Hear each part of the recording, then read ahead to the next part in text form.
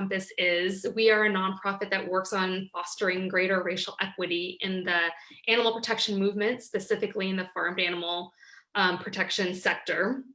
We do this primarily currently by supporting advocates of the global majority, Black and Indigenous advocates of the global majority. And we also offer consulting services to organizations to help them better understand how and why racial equity is important and how to operationalize it in their teams. We decided to create this All Aboard series, as we're calling it, to have a space to kind of share in a very casual setting, our thoughts on some of the most pressing topics and discuss how we can all contribute to making an equitable movement. And we call it All Aboard because it really does take everyone in all the unique positions that you and we all reside to make this a reality. So for this first topic, we're going to be discussing leadership buy-in for meaningful racial equity growth at organizations. We would love you to ask questions in the chat, and Amy is going to help us with some of that moderating. And so with that, I have been talking a good amount. Maybe I'll hand it over to do introductions briefly, and then we can get started. Michelle, would you like to get started? Sure. Hi, everyone. My name is Michelle. I'm Managing Director at Encompass, and I work with Aryenish and Amy on providing direct service to organizations and to our Black, Indigenous, and people of the global majority who work at large organizations or who have their own organizations or entrepreneurial projects around this. And I'm delighted to be here with you today. Thank you. Amy, do you want to just give a brief introduction? Yeah. Hi, everyone. My name is Amy Lubert. My pronouns are she, her, and hers. I am the executive assistant here at Encompass, and I'm based out of Des Moines, Iowa. So I'm helping us through our technology today. Thanks for bearing with us. I think we're doing great so far. So go team. And I'm really looking forward to this conversation and hearing from all of you in the chat with your questions. Thanks for being here. Thanks, Amy. And my name is Aryenish. I'm the founder and executive director of Encompass. I also use she, her pronouns. I'm really excited to have the space to have this conversation. We're really trying to support the movement in just feeling more comfortable and having these conversations. And so I'm really excited to be here today. Please don't feel shy to ask questions. I think you can even ask questions privately directly to Amy. So if that's something that you prefer to do, please feel free to do so. Okay, shall we get started? So we have a Zoom poll for those of you on Zoom, and apologies for those of you on Facebook Live, that we'd like to use to get started and just to kind of get a temperature of where we are, the folks in the room. Amy, can you launch that? Okay. And the question will be, does your senior leadership team have meaningful buy-in for racial equity? And it'll say yes, no, or I don't know. Yeah, Michelle or Aryenish, do you see that option down at your bottom of your screen to do polls? Did you try it? I think because Yes, I got it. It's giving me an error right now. Oh, do people see it? I just did. I just launched. Okay, great. Thank you, folks.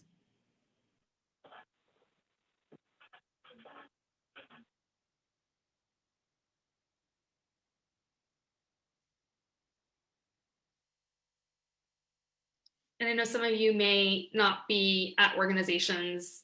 That's okay.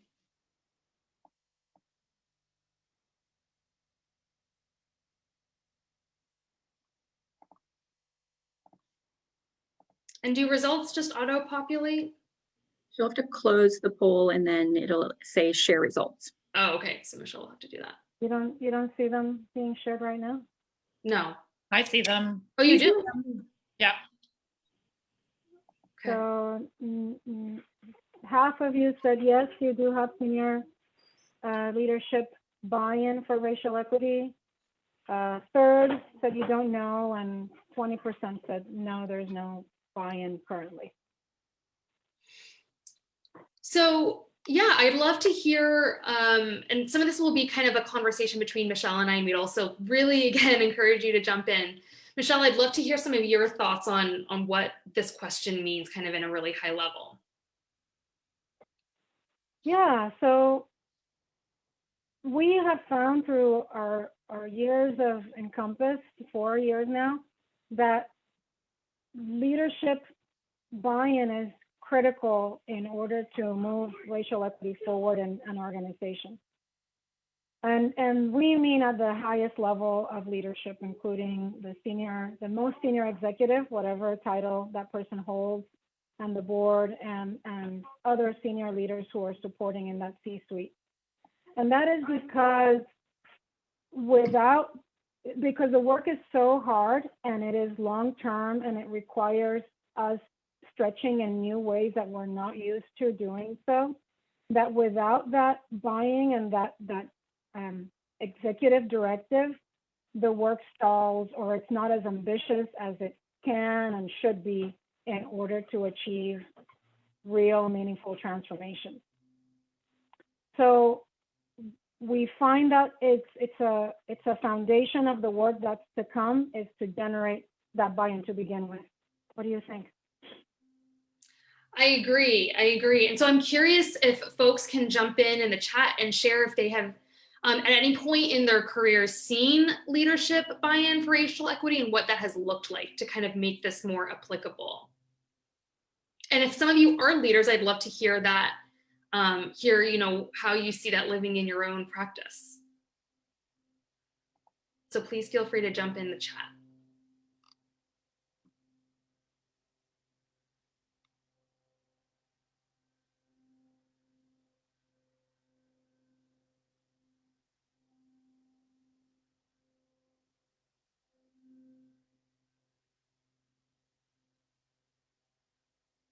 Would it be helpful to discuss or to think through what it means to have buy-in first to kind of help paint that picture? I'm seeing some nods. Yeah, I think that might be helpful. Okay, great. Michelle, do you want to start and I can jump in with you there? We wanted to have Michelle shine today. Sure. Well, one thing that everybody has their own leadership style. I'll start by saying that. And so we're not prescribing a particular way of doing things. However, even with that in mind, I think it's very important that the most senior leaders educate themselves and develop their own racial literacy so that they don't shy away from having conversations about racism, so that they can open the door for those conversations to take place. Oftentimes we hear from line staff and mid-level managers that they wish conversations would take place, but they don't feel that it's their role to get things started. And that even when they take that chance, the conversations are postponed indefinitely because it's not the right time and people don't feel prepared to have that. So a big part of that buy-in is making sure that racial equity is a priority, devoting time and space to develop the racial literacy so that conversations could take place. And then lastly, it has a lot to do with choosing to engage in exploring how to make racial equity come alive in the organization. And that's the part that for me is very creative. It looks lots of different ways in different groups, depending on the culture of the organization. What do you think? Yeah, I was going to just elaborate a little more on that last point. So what we really encourage organizations to do is start the conversations at the senior leadership executive level. And we say that for all the reasons Michelle previously said. Starting at that team helps the rest of the organization have clarity around what the directive is and why. And so we encourage those folks to have a very clear vision statement for themselves and for the organization as to why racial equity is important to your bottom line of helping animals and making the biggest and broadest movement possible. And it also allows, that statement can allow you to set and create outcomes that you are then making actions to uphold. So we don't want a vision statement just for the sake of having words. And I think we saw a lot of that at the end during last summer during the Black Lives Matter uprising. A lot of statements that to many felt performative, and I see that there's a comment to that effect here in the chat, which I'll read. The goal is really to have the statement and the vision be at a high level, and then create, pull out the outcomes that we want, and then create the actions that make those outcomes come to life. And that's really how we guide organizations in our consulting work. So that can look like having more policies and guidance, but it's also about how do we measure what racial equity looks like? How are we ensuring that we have a culture of equity, and that the nonverbal things that are creating senses of exclusion or lack of belonging, how does that live, and how can we make that different? I think when you have that vision, you're able to kind of pull things out from that.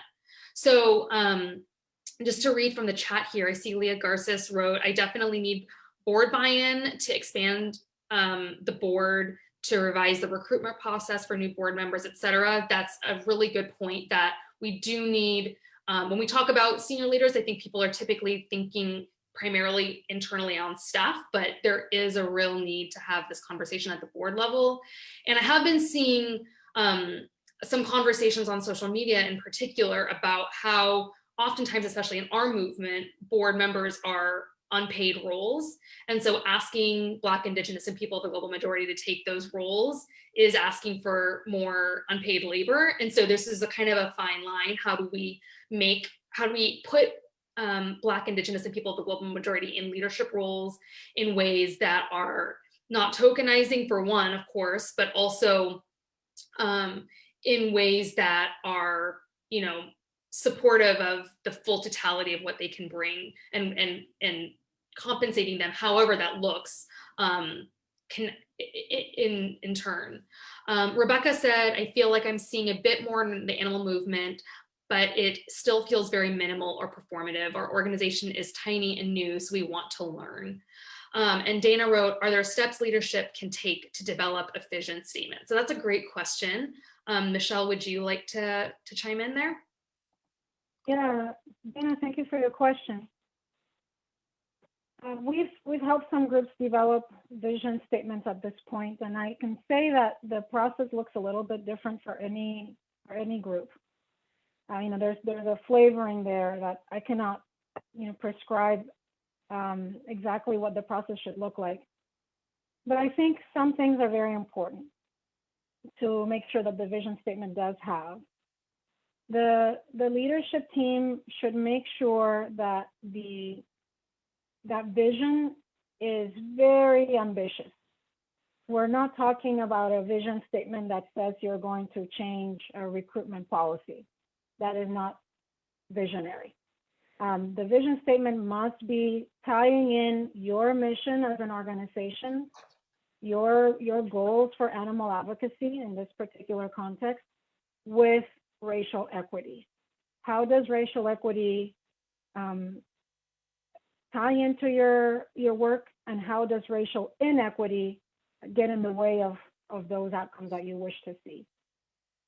And so one reason why this is very important is because racial equity and equity as a framework for pursuing work helps us embed it into every part of the organization's work, and it distributes the load across many different areas of work. We don't want to see the work of racial equity live inside the human resources department or function. We don't want to see it live within one person who's always bringing it up in meetings, and then there's crickets afterwards. That doesn't accomplish anything. So that the vision must be bold, must be strategic. And then the other piece of it is it has to be tied into accountability and into the outcomes that we want to see with regards to animal advocacy in particular. That opens up the conversation for what Aryenish was talking about earlier about the action plan and what it looks like to make that vision live. So one way to look at or think about visioning, and especially if you're in that brainstorming phase, is think about what the organization will look like once you have achieved equity.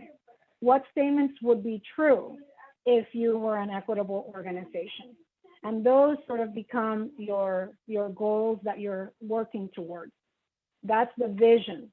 And with that, then comes that next stage of figuring out what activities, what policies, what processes, what practices you can start to engage in that you think bring you closer to making that vision a reality. Although that's totally spot on. The one thing I would add to that is that in that visioning process, it's most important to keep in mind, it's most important for the North Star to be working for those who are most desperate for change, not for those who are necessarily in the room, those who you understand the most.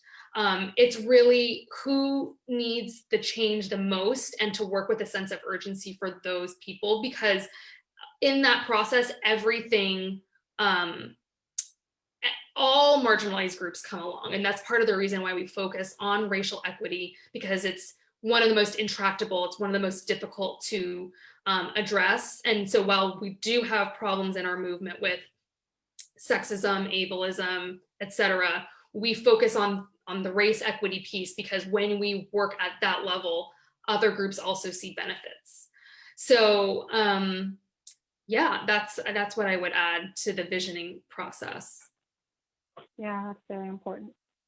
I see some other comments here in the chat. Suzanne said, we've begun racial equity training for the board and staff to develop racial literacy. I recognize that this is constant work and it can be a challenge to get folks to engage outside of required trainings. Do you have thoughts on trainings, Michelle? I know we talk about this a lot. Yeah, trainings can be helpful if they leave you feeling more equipped to have conversations. I find people get stuck in feeling that they're never good enough to have conversations, to engage in conversations. And at Encompass, we are very careful to hold trainings and offer a framework for people to understand the scope of racism, how it operates, so that people can recognize it when they see it. But at some point, and in my opinion, it has to happen very, very early, people need to engage with the work as they are. And what I mean by that is, don't wait you're not going to get a master's degree in critical race theory. You're not going to be working on this, this is not going to be your specialty. And yet the work belongs to you. You need to make it happen. So say to your people, I'm interested in having this conversation. I'm not quite sure if it's going to go well the first time around, but who is willing to engage with me in this? And tell me when I make mistakes so I can get better in the process. When we wait to be perfect just to get started, then the work takes too long. And there's that urgency piece that Aryenish was talking about. For those folks who are on the receiving end, who are on the target end of racism, it's way too late. Like we've been having these conversations for a generation now, at least. And so we need to come as we are. We're not going to get better unless we actually engage in the work. And that work, I don't mean it to be some kind of like a secret code, but what does the work look like? The work looks like actually having conversations, making commitments to your group and saying, I realized in reflection last year, I missed some opportunities and I want to do better this year. Help me figure out what better looks like for us in a way that's actionable, that's practical, that we have the resources to address right now. The work looks like, okay, we're missing some resources. My job then as a leader is to get resources so that our group can thrive. So do I need to write some grants specifically about bringing racial equity to my organization? Do I need to remove some things from people's plates so that there's time and headspace to have conversations around how to make this a priority? Those are the kinds of things that I want to see happen, and that nobody needs to, you already have permission to do it. This is it. We're giving you permission to have those conversations and get started. Give yourself permission to make mistakes, apologize for the mistakes, don't hide them, be accountable to yourself and to your team, and then do it over and over again. It's an iteration as well. So you take a shot year one, and then you learn from that, you share what you've learned, and you try again year two to incorporate what you learned the first time around, etc. It's work that's going to be with us for the rest of our lives if we choose to accept it. And every time we get better at it. Absolutely, completely agree, Michelle. The one other point I would add on the trainings is that it's one of the most requested things that folks come to us for is trainings. And we don't offer, well, we do offer an institute, which is a 2-day training, but we are very clear to say that training should be happening simultaneously to other more sustained long-term racial equity investments, because training on its own this is not something that we can train ourselves out of. So making sure that training is coupled with other more substantial efforts like that visioning, like that acknowledging, making amends, continuing to try and work is really the way to make this work come to life. Trainings can be helpful, and I think that in the comment there was a point about required trainings. There is a good amount of social science research that shows that required trainings actually can be counterproductive in a lot of teams, creating resentment from those who feel forced. So we try as much as possible to not make trainings required. There are, of course, caveats and times where that doesn't make sense. But as much as possible, we do try to create an environment where people are actively choosing to be in the trainings, and we encourage folks on staff to make that same recommendation for their staff. Yeah, and then one thing I'll add to that, Aryenish, what you said is very important, that opt-in piece, and the sort of the follow-up to that is that the work of that work piece that we were talking about earlier should not wait to happen until you have consensus. Yeah. So there should be that opt-in, engage if you're willing, and then you all lead with who you have in the room. Do not wait for the entire team to be on the same page, because if we did, then girls would still not go to school, and all the things that we know have never happened by consensus. That progress, that social justice, never comes by consensus. So lead, know that there will be opposition, know that there will be resistance, and move on anyways. Absolutely. I'm so glad you said that.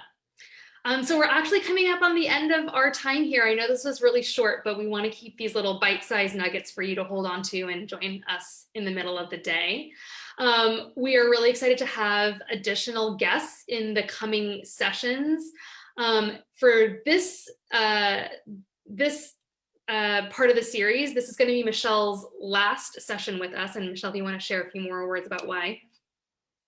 Yeah, I'm delighted to be here with you. And at the end of the month, at the end of April, I will be leaving Encompass. I've accepted a position somewhere else, also leading racial equity in the education space, K through 12 in Los Angeles, where I live. And I'll be leaving my managing director position, but I will stay on in the advisory council, and I'm very happy about the opportunity to continue to support Encompass in that way. So I'm not going to be joining for a while, but who knows, maybe in a year I can come back and do another session with you. I would love that. Yeah, Michelle has brought so much to this organization. I can't even express, and we're really sad to see her go, but we're so thrilled to see what she's going to do next. And I'm personally really excited to stay connected throughout, especially the next few months. And so, yes, I'm really excited for your updates.